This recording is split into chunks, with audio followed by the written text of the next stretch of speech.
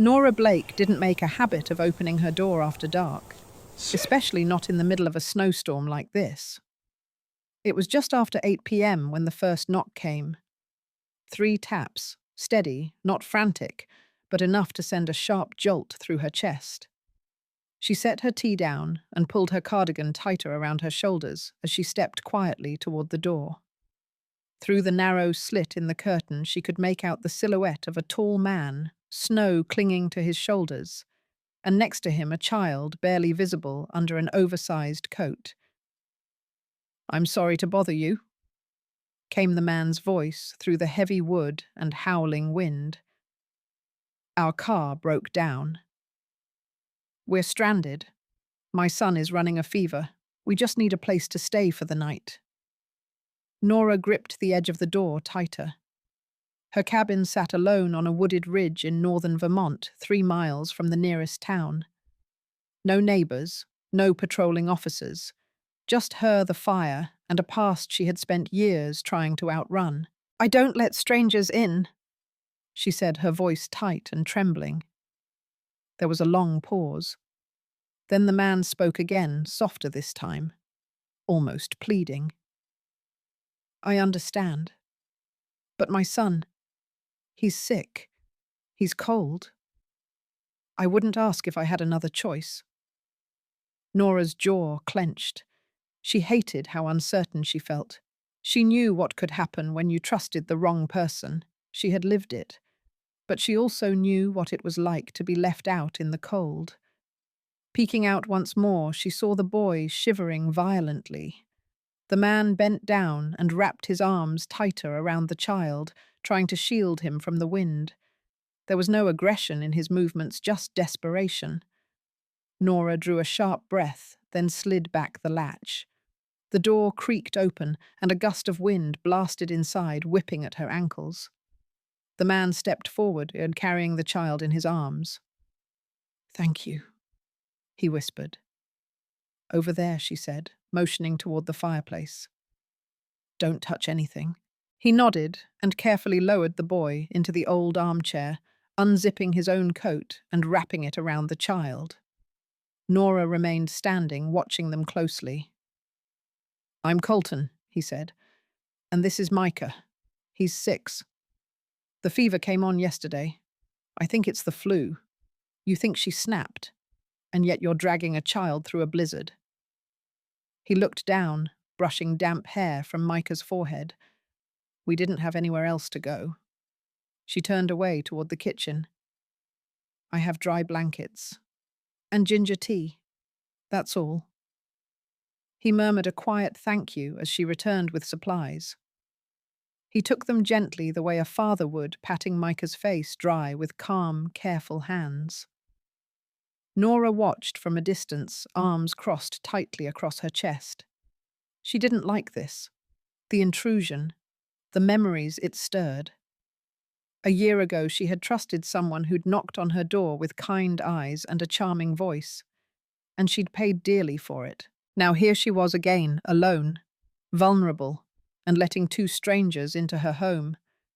And yet, there was something different this time, something quieter. "Why are you out here anyway?" she asked. "There's nothing for miles. The storm's been on the radio for days." Colton looked up, his eyes heavy with exhaustion. "I was trying to get Micah to my mother's place. She's 2 towns over. The roads closed behind us. Then the engine died."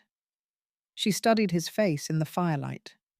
He looked ordinary, tired, not dangerous. But still there was something he wasn't saying. Micah coughed again, a dry, rattling sound. Nora sighed and turned back toward the stove. "I'll make the tea," she muttered. She didn't know it yet, but the simple act of opening her door tonight wouldn't just change the course of an evening. It would change everything. The fire crackled softly, casting long shadows across the wooden floor, as Nora placed a chipped mug of ginger tea on the small table beside the boy. His cheeks were flushed, damp curls stuck to his forehead. He stirred, but didn't wake. Colton looked up from where he sat on the rug beside the chair. "Thank you," he said quietly. Nora gave a small nod, keeping her distance. She sat on the far end of the sofa, the fire poker still resting by her side, just in case. The silence stretched. Only the wind howled outside, fierce and steady, pressing against the cabin walls like it wanted in. "You have a generator?" Colton asked after a while. Nora shook her head.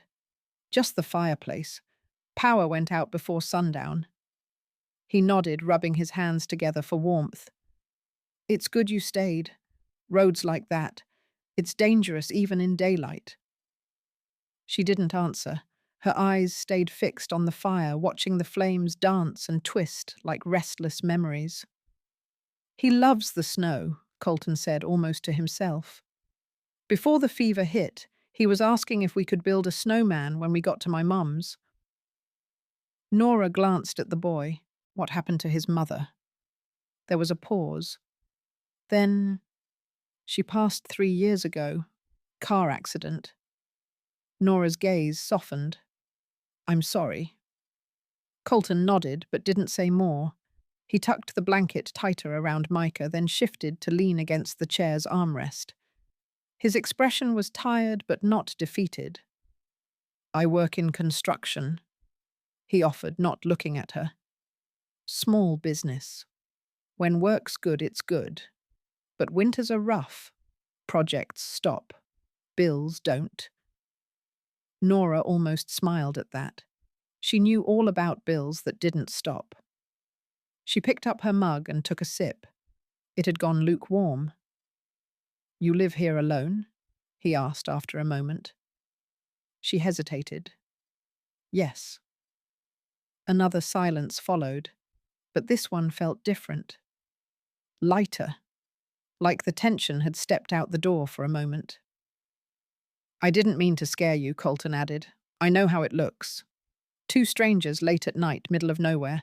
I wouldn't have knocked unless I was out of options." "I figured," Nora replied.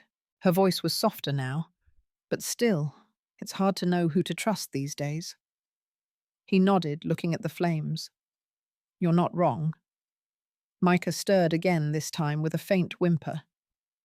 Colton reached into a small bag and pulled out a threadbare stuffed fox, placing it gently in the boy's arms. Micah clutched it in his sleep, the lines in his face relaxing slightly. Nora watched all of this quietly. Something in her chest ached. Not fear, not exactly sadness, something else. Something she hadn't let herself feel in a long time.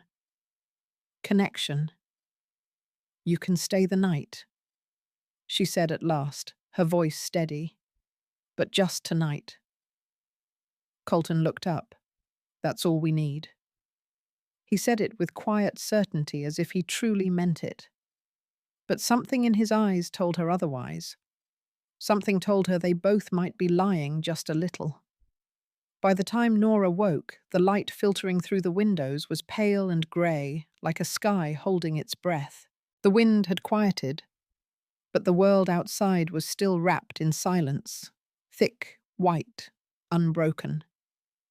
She pulled on her boots and coat and stepped out onto the porch. The snow had risen past her ankles, blanketing the trees and burying the gravel road in every direction. No tire tracks, no plow lines, just endless white. The county wouldn't reach them today, maybe not even tomorrow. She turned and walked back inside. Micah was still asleep, curled under the quilt, with the stuffed fox nestled against his chest. Colton sat at the kitchen table, sipping from a mug she hadn't realized he'd washed. The air smelled faintly of toast, though she hadn't made any. "You had bread," he said as she entered. "I didn't touch anything else. Just figured we'd better eat something." Nora raised an eyebrow. "You're comfortable, I see." Colton offered a faint smile. "Habit. Mornings start early when you've got a kid." She didn't respond. Instead, she walked to the window and looked out again. "County might not get through until tomorrow," she said. Maybe longer. Colton followed her gaze. Then I guess we're snowed in. She turned toward him, arms folded across her chest. This isn't a vacation. You'll need to help if you're staying. I wasn't planning on sitting around, he replied, standing up. Where's your axe? She blinked. Excuse me. For firewood. You're low. Nora paused, then reluctantly nodded toward the back porch, leaning against the tool bench. Colton took his coat and stepped out without another word. From the window, Nora watched as he split the logs with practiced rhythm. His movements were clean, efficient. She noticed the lines in his shoulders as he worked the quiet focus. Not the clumsy desperation she'd expected, but steady, skilled effort. She didn't want to notice, but she did. Inside, Micah stirred again, groggy and pale. She brought him water, then a slice of the toast Colton had made. When he tried to sit up, she gently propped the pillows behind him and tucked the blanket tighter. You're safe here, she said, softly smoothing his hair. Just rest. He gave a small nod. His eyelids fluttering. His fever had broken in the night, but his energy was still low.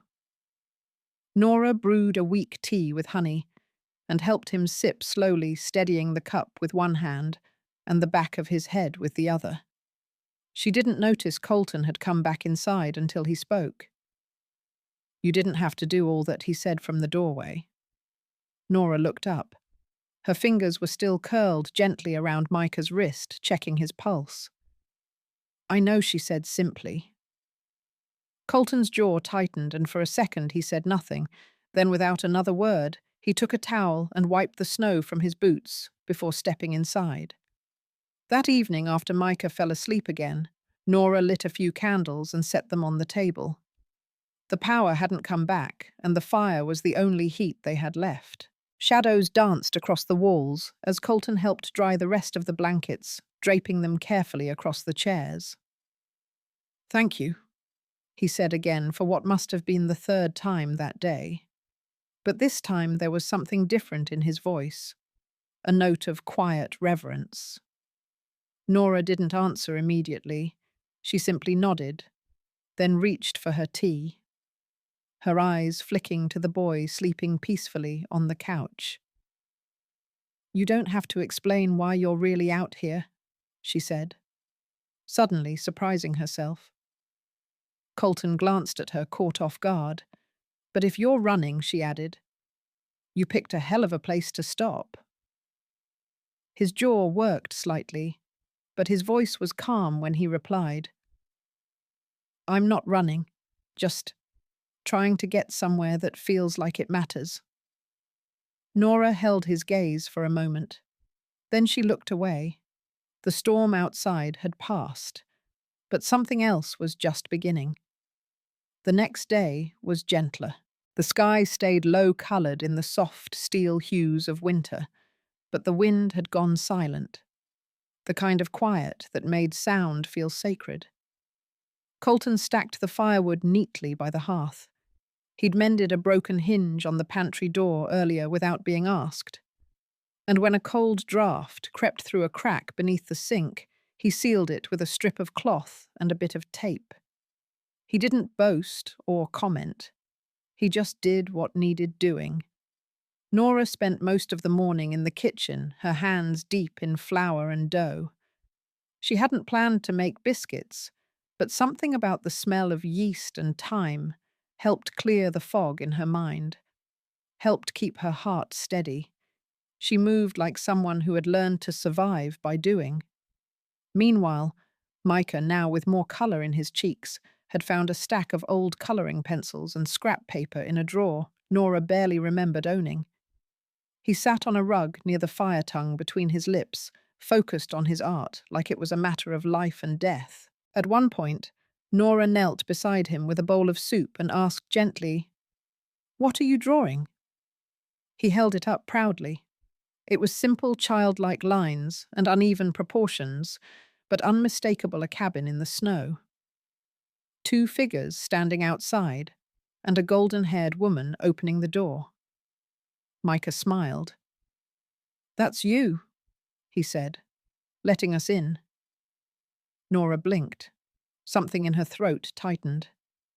Micah stood, searched the table drawer, and came back with a roll of old tape. He tore a piece off and stuck the drawing to the wall beside the fireplace just above the stacked logs.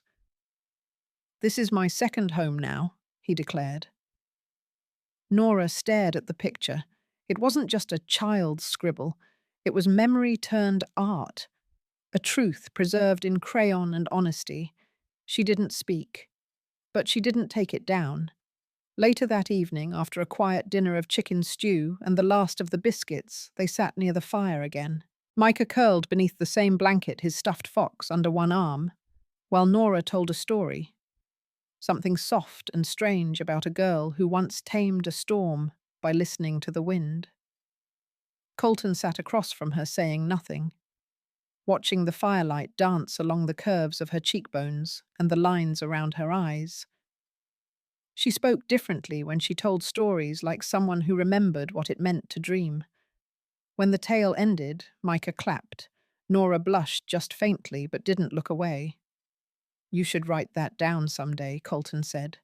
She shrugged. "I used to write. A long time ago." "Why'd you stop?" Nora's lips thinned. "Life happened." He nodded understanding in his silence. Micah yawned, and Colton rose to carry him to the spare bedroom Nora had offered. As he pulled the quilt up under the boy's chin and adjusted the stuffed animal at his side, Nora stood in the hallway watching. She didn't mean to eavesdrop, but Colton's voice was quiet, and the words wrapped around her like the edges of a lullaby. "You're safe now," he whispered to his son. "This time we found the right door." Nora stood frozen in the hallway, one hand resting on the frame, and for the first time since she'd opened that door, she wondered if maybe, just maybe, she had needed them too. The storm had passed, but the snow remained thick, unmoving, as though the world had paused to hold its breath. By morning, Nora was dressed and ready for her shift at the small grocery on the edge of town. It wasn't glamorous work, but it helped cover the gaps. She hadn't worked in nearly a week, and she couldn't afford to miss another day. She scribbled a short note and left it on the kitchen counter. "Back by 4. Make yourselves at home." She stacked an extra pile of logs by the hearth and left the fire crackling low. Colton and Micah were still asleep on the couch. Micah curled into his father's chest like he'd always belonged there. Nora lingered by the door for just a moment, unsure why her feet suddenly felt heavy. Then she turned the knob and stepped outside into the snow. The day dragged. At the market, she found herself glancing at the door every time the bell jingled, half expecting to see a familiar dark coat or a small boy with flushed cheeks. But it was always someone else. Customers came and went. Her co-worker played country music on the old radio. The register kept sticking. And still, every time the wind howled against the windows, she thought of the cabin, of the firelight, of the picture on the wall, of the way Micah had called it his second home. By the time she caught the last shuttle back, the sky was melting into orange and ash. Her boots crunched across the snowy path leading up to the cabin. She reached the porch, no footprints. Her stomach sank. She opened the door. The fire was low but still burning. The quilts were folded neatly. The mugs had been washed and placed upside down on the drying rack. Everything was in order. Everything was gone. No Colton, no Micah. No sound except the whisper of melting snow off the roof. And then she saw it on the kitchen table. A folded piece of cream-colored paper, something small and dark resting on top of it. She approached slowly, hands suddenly unsure. The note was brief. "Thank you for the warmth, for reminding me that people like you still exist. You helped more than you know." There was no name, no signature. Beside the note was a black card, No markings, no logos, just a number and a chip, sleek, heavier than plastic, the kind of card you didn't find in wallets like hers. Her hand trembled as she picked it up.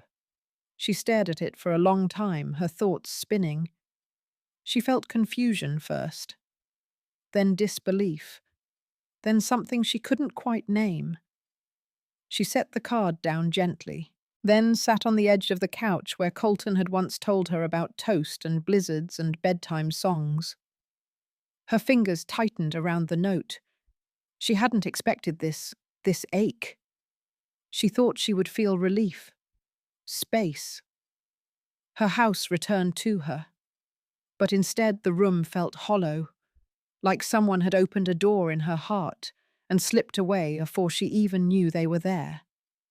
And in the quiet that followed, Nora Blake, who hadn't cried in years, let herself grieve.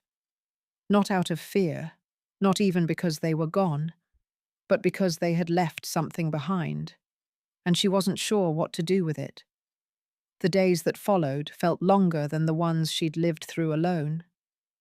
Nora returned to her routine, or tried to. She restocked shelves at the grocery, repaired a leaking faucet in the kitchen, folded laundry that didn't need folding. But everything now felt like an echo. The walls of the cabin still held the heat from that weekend, but they couldn't hold the warmth. She didn't touch the card. She placed it in a drawer out of sight, but never far from her thoughts. It sat there like a question she wasn't ready to ask. At night, she caught herself looking toward the door, expecting the knock, hoping for a voice, listening for laughter that no longer filled the space. Then came the news the grocery was closing down. Another corporate restructure. Rural locations were too costly, too quiet. "You're a great worker," her manager had said, "just not enough customers." By the end of the week, her fridge was mostly empty. Her firewood pile was down to scraps. She put her resume online, but her phone stayed silent. She even looked at the card again. Just looked. Then on a grey Wednesday afternoon it arrived. A heavy cream envelope slipped under her front door. Her name was written in elegant handwritten script, no address, no return name. She stared at it for a long time before she opened it. Inside was a single page printed on paper so fine she could feel the texture of wealth in its fibers. "Dear Ms. Nora Blake, you are cordially invited to a private interview for the position of Director of Community Engagement at Northlake Foundation. Your name was personally recommended. All travel arrangements have been made. We look forward to meeting you. Sincerely, C. Rowan, Executive Director, Northlake Foundation." She read it once, then again, and then a third time this time, whispering the name at the bottom aloud. Rowan, Colton Rowan. She hadn't even known his last name. Nora sat down hard in the kitchen chair, the letter trembling in her hands. He remembered. He had found her. And somehow he'd turned a night in the snow into an opportunity she never could have imagined. She didn't know what the job meant, or what it would require, or if this was all some elaborate gesture born out of gratitude. But as she stared down at the invitation, one thing was clear. The story that had begun on her front porch during a blizzard was not over yet. Nora's boots echoed too loudly on the marble floor. She stepped through the revolving glass doors of the Northlake Foundation headquarters, clutching the invitation letter in her hand, like a lifeline. Her coat still smelled faintly of firewood and snowfall, sharply out of place in a lobby filled with steel glass and the hum of polished professionalism. She approached the front desk slowly. I have an appointment," she said. "Nora Blake." The receptionist didn't blink. "Yes, we've been expecting you. Please take the elevator to the 32nd floor. Mr. Rowan will meet you there personally." Mr. Rowan. The words struck her like a note from another life. Formal, distant, not the man who had knelt in her snow-slicked foyer begging shelter for his son. She stepped into the elevator. The chrome doors closed with a whisper. As the floor numbers ticked upward, her memories flooded back. Micah's soft cough, Colton's steady hands splitting firewood, the drawing taped to her wall. The moment the doors opened on the 32nd floor, she stepped out into a different world. The space was quiet. Light streamed in through full-length windows overlooking the city skyline. A woman in navy greeted her and led her down a short hallway to a glass-walled office. He stood with his back to her, tall in a tailored charcoal suit, hands tucked calmly into his pockets. She froze in the doorway. As if sensing her, he turned. Their eyes met. Time held its breath again. "Colton, no." Mr. Rowan smiled, not the smile of a CEO greeting a stranger, a real one, the same smile she'd first seen in Firelight when he told her, "You didn't have to let us in?" "Nora," he said softly.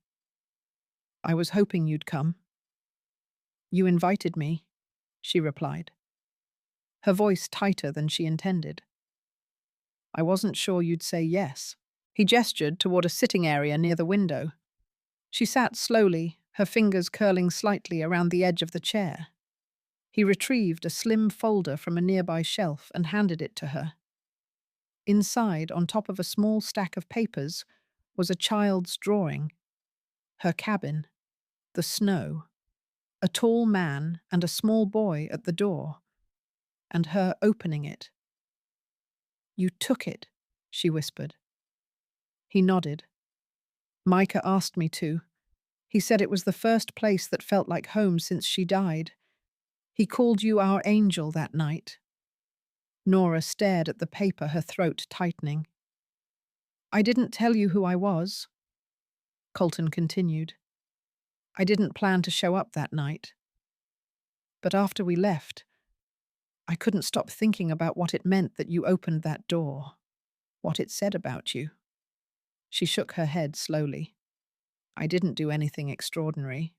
You gave my son safety, and you gave me something I thought I'd lost completely, hope." He leaned forward, eyes steady. "I created this program because of that night. A new branch of the foundation focused on outreach shelter second chances, and I want you to lead it."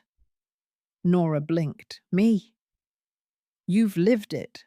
You understand what it means to give without asking for anything in return. That's the kind of leadership this needs." She looked down at the drawing again, then at him. "This isn't about charity, is it?" He shook his head, his voice firm.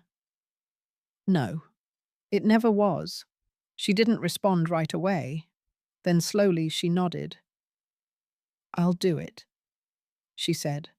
Not for the office, not for the salary, but because something inside her, something buried deep under years of survival, was finally stirring again.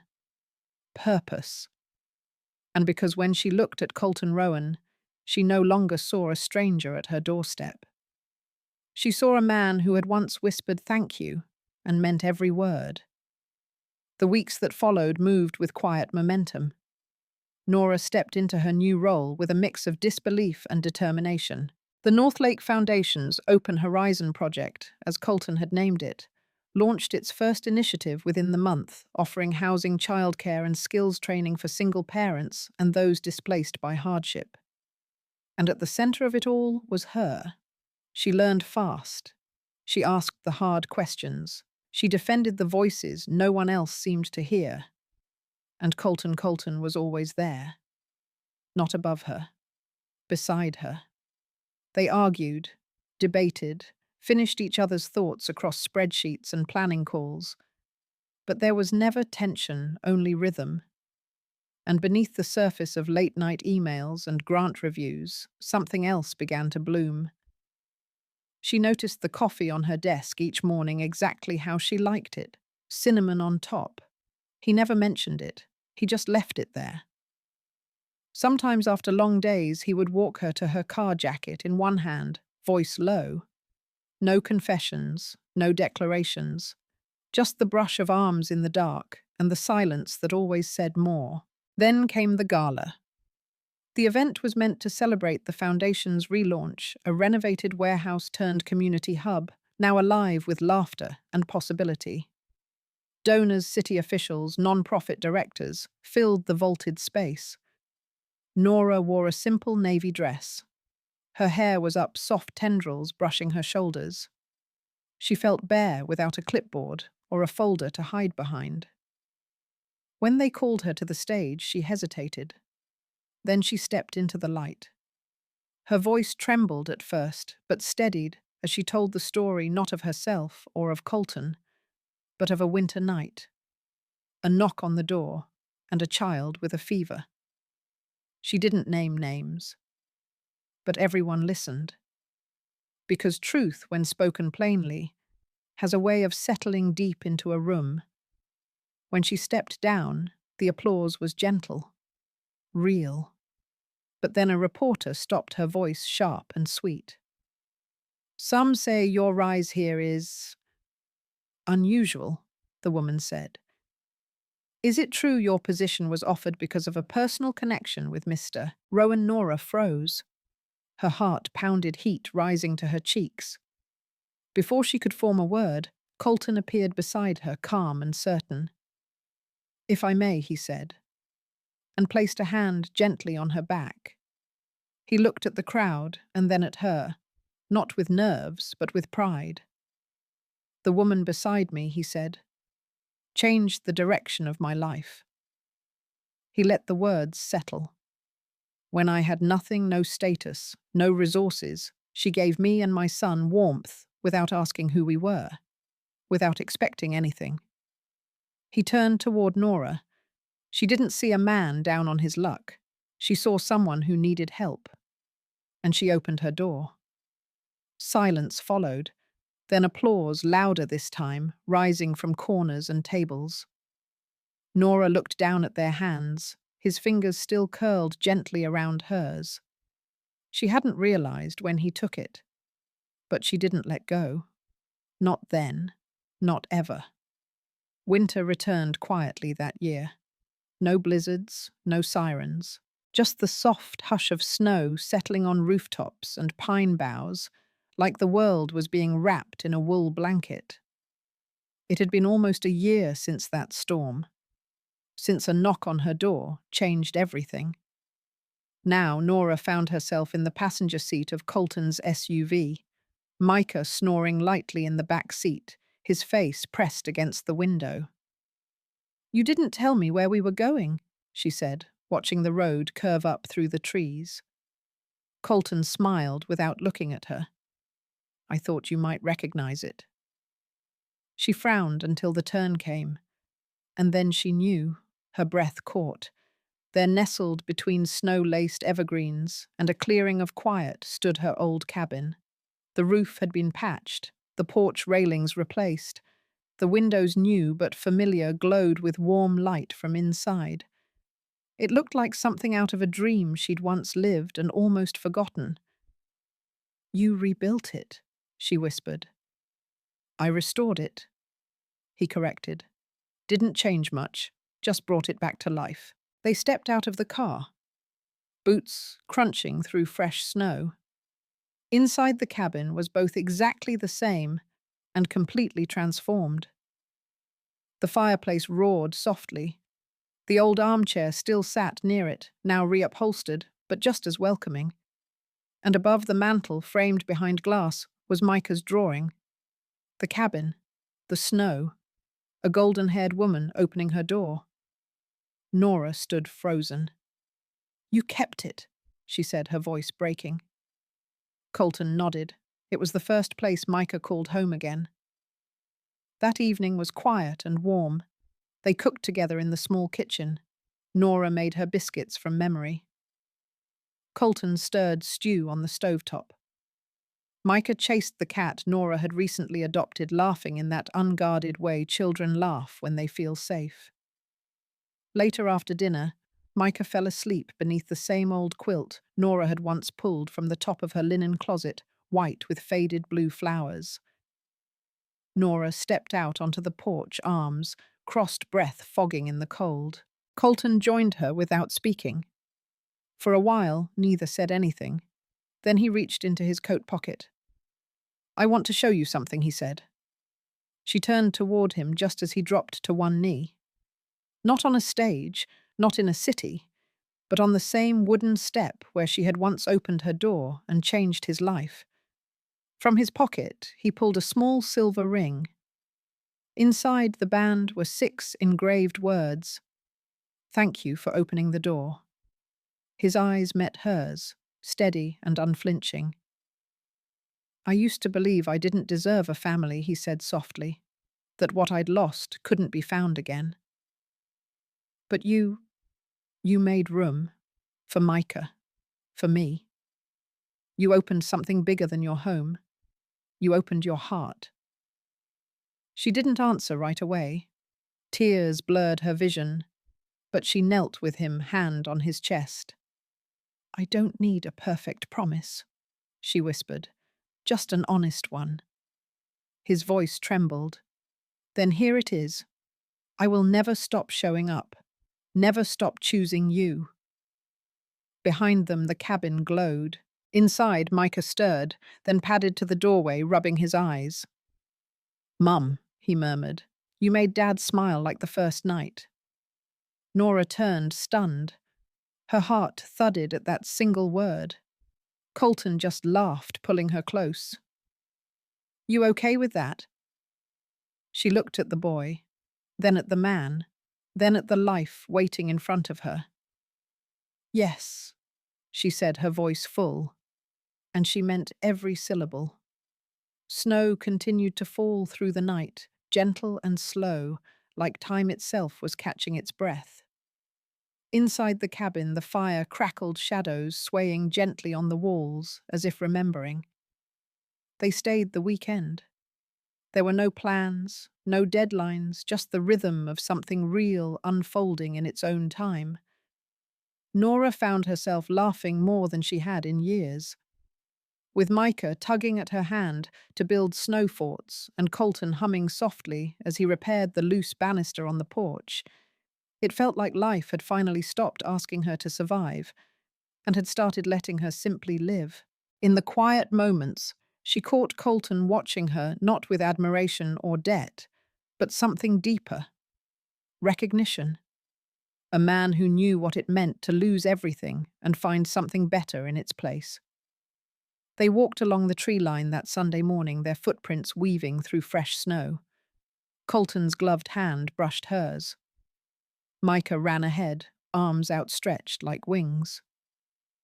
"Do you ever think," he asked quietly, "what would have happened if you hadn't opened the door that night?"